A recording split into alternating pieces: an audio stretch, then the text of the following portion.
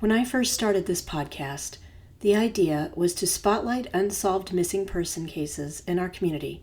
But as time went on and I began doing more research, I decided I wanted to also feature cases of missing people that had been solved, or at least family and authorities knew what probably happened, but couldn't obtain concrete evidence. The reason I've chosen to do so is that because I believe every story I share could potentially be a learning experience or save someone else's life. This week, I wanted to explore some of the most common reasons people go missing and take a look back at specific examples from past episodes. There is much to love about North and South Carolina, but the two states have also had their fair share of violent and senseless crimes over the years. From murders on the Blue Ridge Parkway, in the heart of big cities or sleepy college towns, and along the coastal waters, some of these stories may be new to you. Some may have happened in your town. Some may involve people that are still missing to this day, but all will leave you remembering to always be vigilant about the people you meet and the places you go. I'm Renee Robertson. Please join me for Missing in the Carolinas. Episode 99. What causes a person to go missing? I found an article on the website for the Australian Federal Police, and while it originated from outside of the United States, I thought it pointed out some interesting facts about what members of the population are at a higher risk to go missing. It's no secret that children and young people are a vulnerable sector of the population when it comes to crime and missing persons cases. We've profiled several different children on Missing in the Carolinas.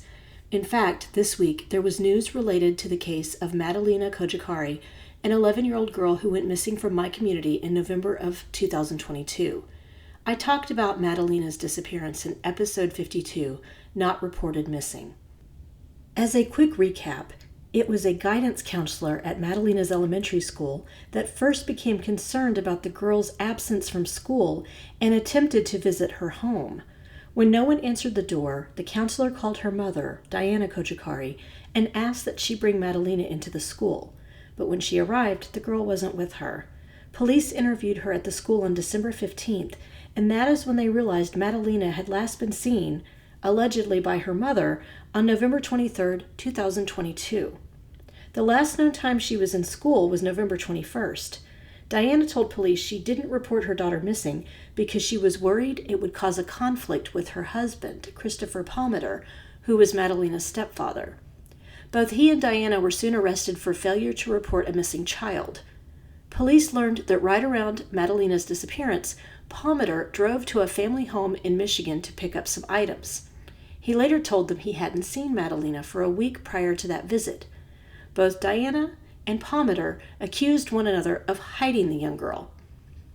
Earlier this week, her mother, Diana, pleaded guilty to the charge of failure to report a missing child. She was sentenced to 6 to 7 months in prison. Because she has already spent the maximum amount of time in jail for this charge, she was released on May 20th after being behind bars for 520 days. She will likely be deported back to her native country of Moldova because she has been living in the United States on a green card. Madalena's stepfather, Christopher Palmer, pleaded not guilty to the charge of failure to report the disappearance of a child, and jury selection began for his trial just this week. His defense team has said they sent a subpoena to Diana Kojikari requiring that she testify in the trial.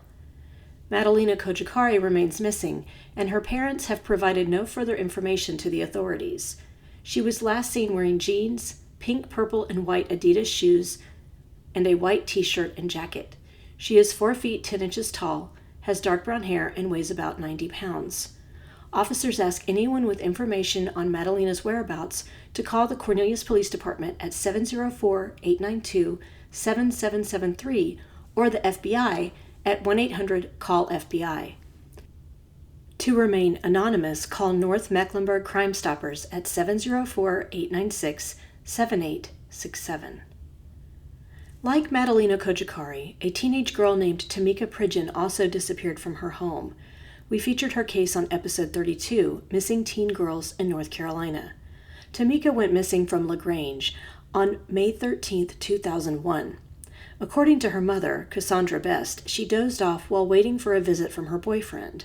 She had last seen her 16-year-old daughter around 10:30 p.m. that night. When she woke up, her daughter was gone, but her shoes and purse were left behind. A friend told her later that she had been talking to Tamika on the phone when the teenager said someone was knocking on the door and she had to go.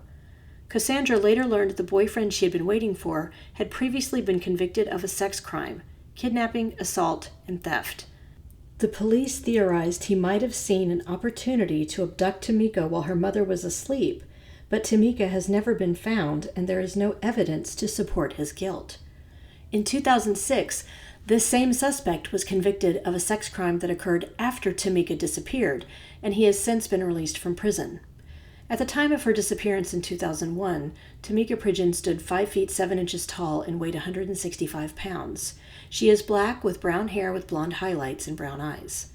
Anyone with information is asked to call the LaGrange Police Department at 252-527-5117.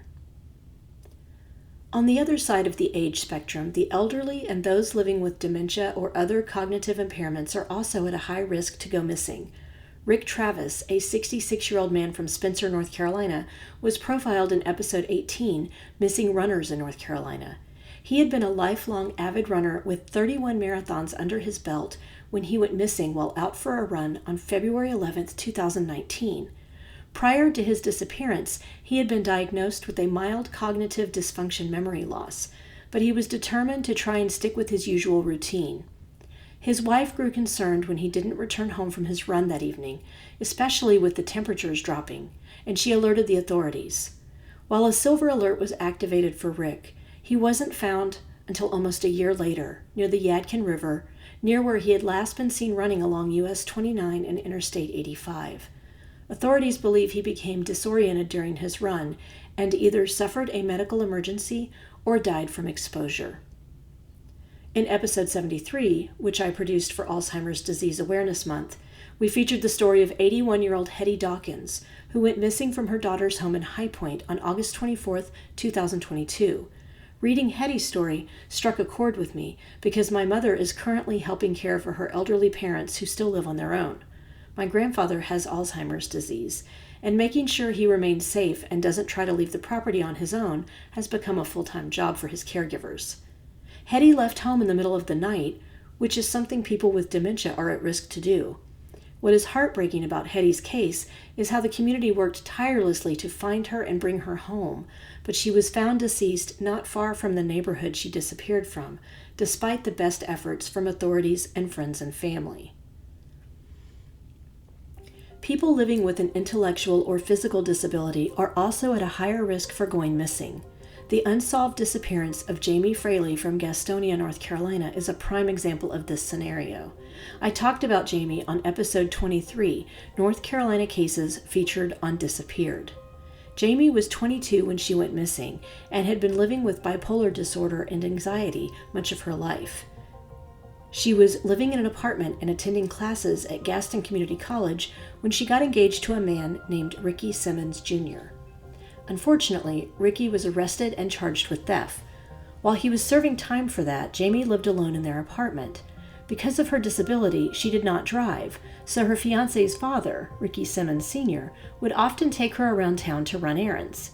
He lived in the same apartment complex. Unfortunately, much like Tamika Pridgen, Jamie did not know someone connected to her fiancé had a criminal past. Ricky Simmons Sr. had been convicted of murdering a former girlfriend and served 6 years in prison for it. On the night of April 8, 2008, Jamie called her mother Kim while battling a stomach virus. She had already been to the emergency room 2 different times the previous 24 hours and wasn't having any relief from her symptoms. Her mother offered to pick her up, but Jamie told her she wanted to stay home and keep an important appointment the next day. But the next day, Kim received a call from a healthcare worker that was supposed to drive Jamie to that appointment. She reported that Jamie wasn't answering the door, and that was unusual. When Jamie's mother entered the apartment, she found her daughter's wallet, purse, keys, ID, and several areas around the home where Jamie had vomited. Jamie Fraley was a petite young woman who was less than 5 feet tall and weighed around 90 pounds, so she could not have gotten far on her own while that sick. Police were called in and learned Jamie had been talking to a friend on the phone around 2 a.m. She told that friend she had another friend coming to take her to the hospital and indicated that it was a male. She got off the phone because the man arrived at her apartment, but she didn't specify who the friend was. Her cell phone was later found in the grass along the road not far from her residence. When the police interviewed Ricky Simmons Sr., he was cagey and denied any involvement. But they learned he had been stalking an ex-girlfriend, and that woman told police he was so violent she'd had to take out a restraining order against him.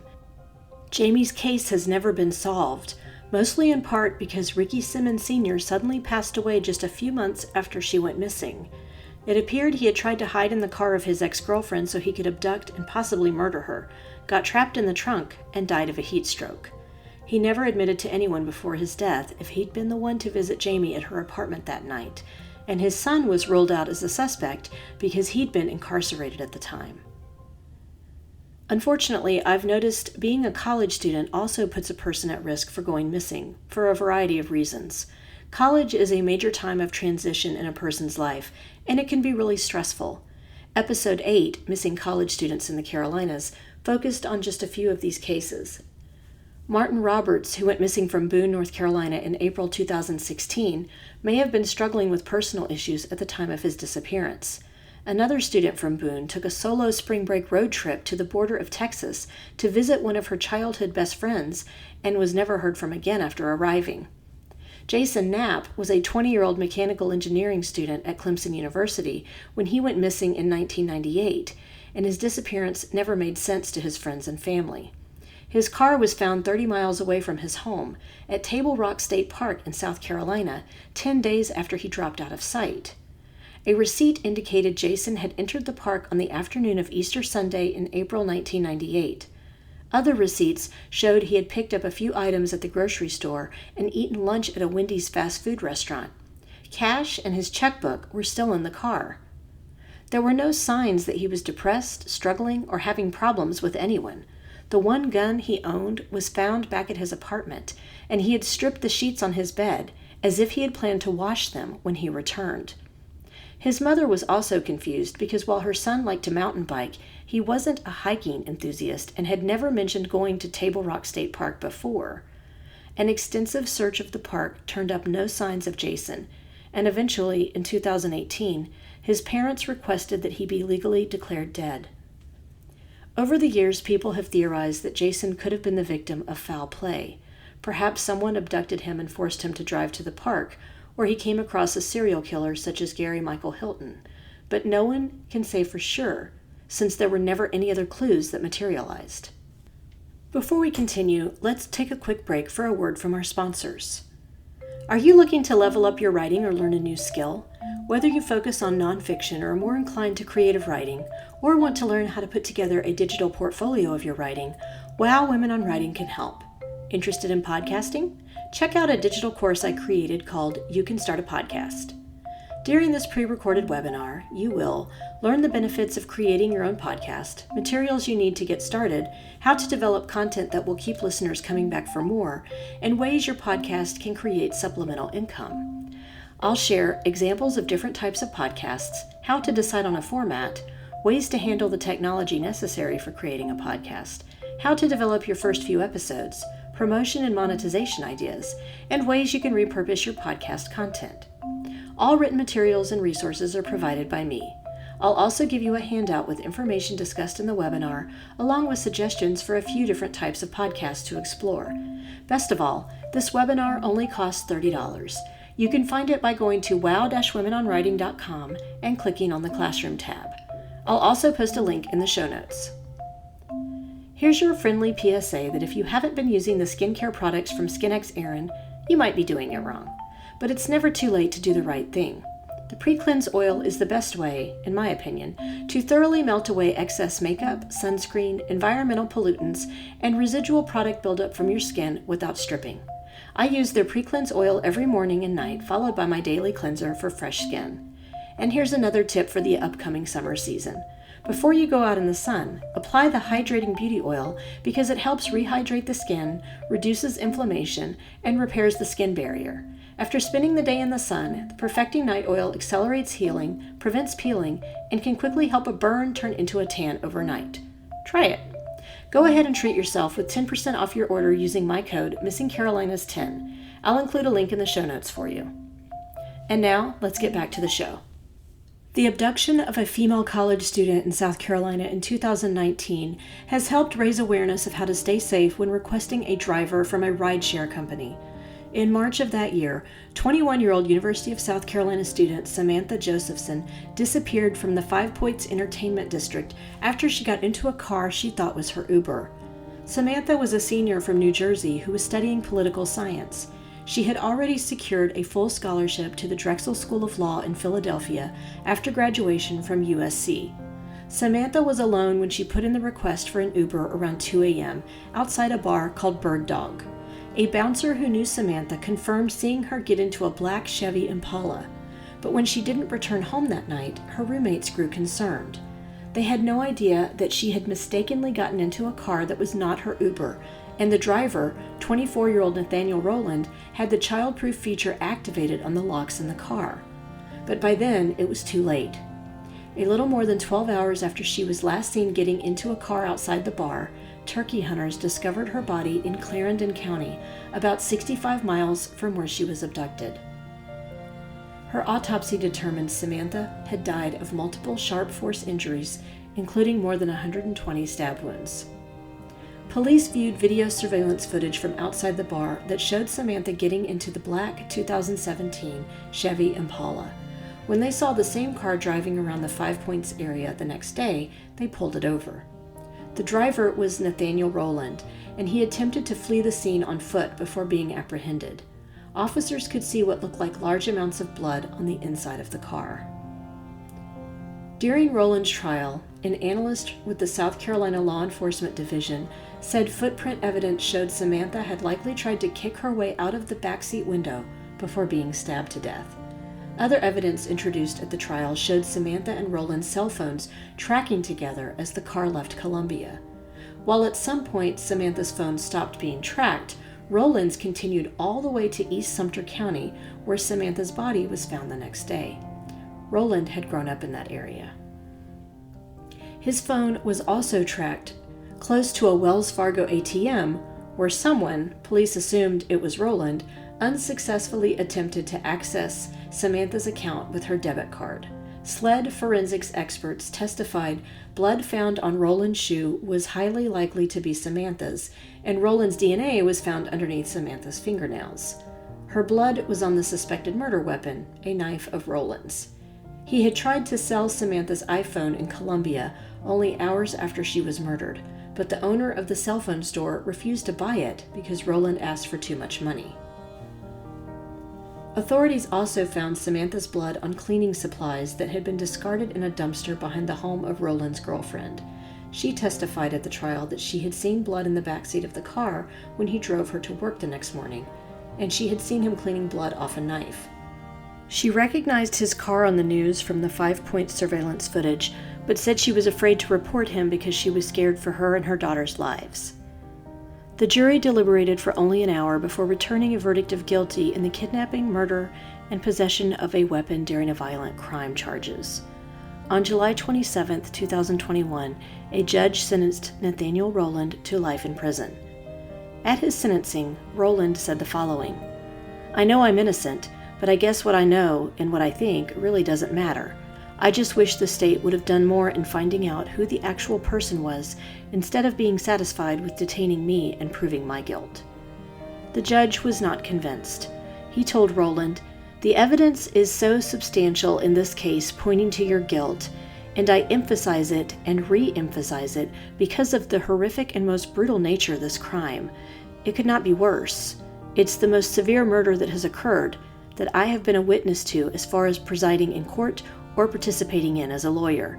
And for whomever asks me for leniency, that's not part of my DNA." I'm still not clear on whether or not Nathaniel Rowland was attempting to impersonate a rideshare driver that night, or if he simply saw an opportunity to abduct and rob a vulnerable young woman when she accidentally got into his car. Whatever the case, what he did to Samantha Josephson was senseless and cruel, and she tried her hardest to escape him before the murder. On January 5, 2023, an act named Sammy's Law was signed by President Joe Biden. This act requires the Government Accountability Office to submit a report every other year to Congress that documents physical and sexual assaults and requires background checks for drivers. It also oversees driver and rider safety precautions implemented by ride-sharing companies. Samantha's family formed the nonprofit whatsmyname.org with the mission of educating people on rideshare safety, supporting charitable organizations, and providing college scholarships to selected high school seniors. They use the hashtag #What'sMyName as a reminder for people to always ask their rideshare driver, "What's my name?" before getting into the car. I think the main takeaway from Samantha's case is to practice the utmost caution when using a rideshare service, particularly if you are alone. Here are some additional tips that can be found on the website for the Sokolov Law Firm. Number 1, verify your ride. When your ride arrives, verify that your driver's information matches what you have on the app, including their license plate. Number 2, share your trip details with someone you trust. Uber and Lyft have features that allow you to share the status of your trip with friends or family. Use the feature or screenshot and share the trip with a trusted person in case the driver cancels the ride at any point, so someone will have the information of your location. Number 3, ride in the back seat whenever possible. When entering the back seat of a car, consider checking the child safety lock feature. There should be a small lever on the inside of the door. If it's pushed up, this feature is off. If the lever is down, the safety lock has been activated, and you may not be able to exit the vehicle on your own. Number 4, be aware of your surroundings.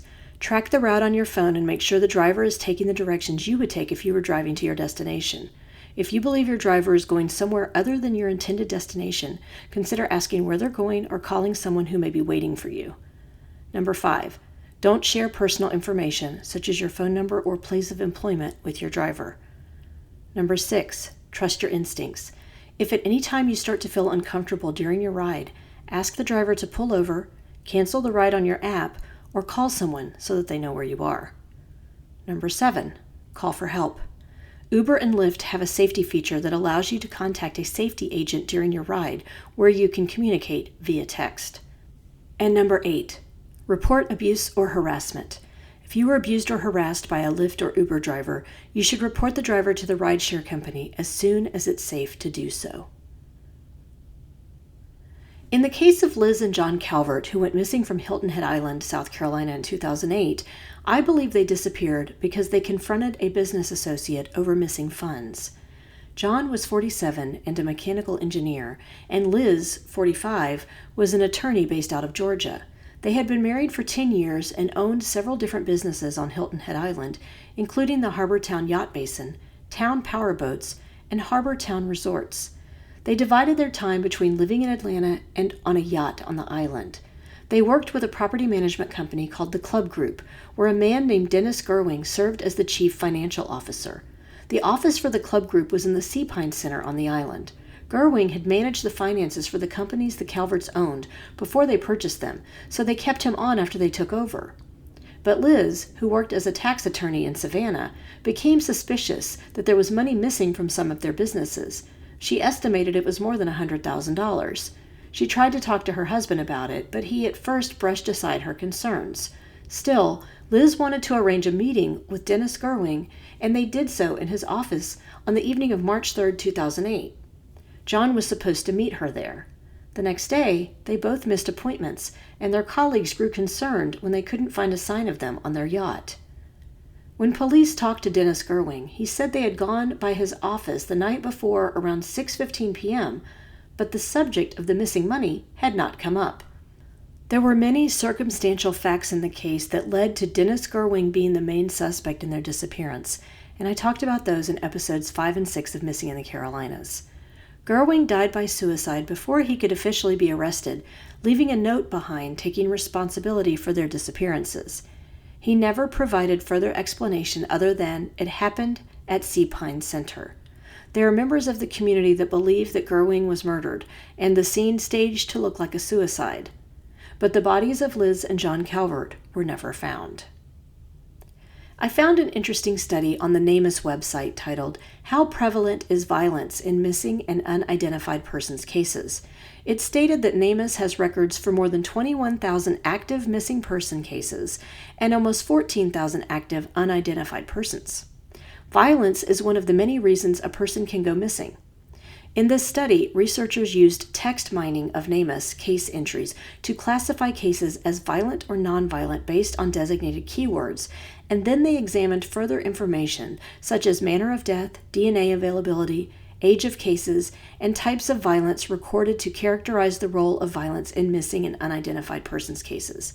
These researchers hoped to understand what the burden of violence is in missing and unidentified persons cases in NamUs, explore how violence can vary by gender of the victim, pinpoint key case characteristics for missing and unidentified persons cases in violent and nonviolent cases, and examine the role of violence in American Indian and Alaska Native cases.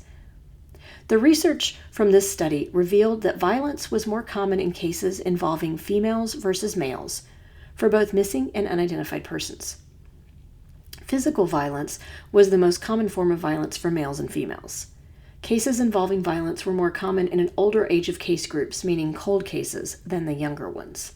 For females, the highest proportion of missing persons cases, both violent and nonviolent, was in juveniles under the age of 18, but for male cases, they were more evenly distributed across age groups. Violence seemed to have no effect on the case resolution for females, but it did for males, where cases were more often resolved if nonviolent. Unfortunately, due to limitations with the American Indian and Alaskan Native cases, researchers could not pull any reliable frequency of missing and unidentified persons cases among those specific population groups. You can view the full copy of this study on the National Institute of Justice website. I'll link it in the show notes. This brings us to the conclusion of this episode of Missing in the Carolinas. If you enjoyed this episode, please do me a favor and give it a 5-star rating wherever you listen to your podcasts. We're also on Instagram, Facebook, and YouTube, so please like our pages and get started on a discussion of the missing people profiled on the show. Like what you hear? You can buy me a coffee over at buymeacoffee.com, Renee Robertson. Do you know of a missing persons case in North or South Carolina that you think should be covered? Email me at missinginthecarolinas@gmail.com with any details you can share.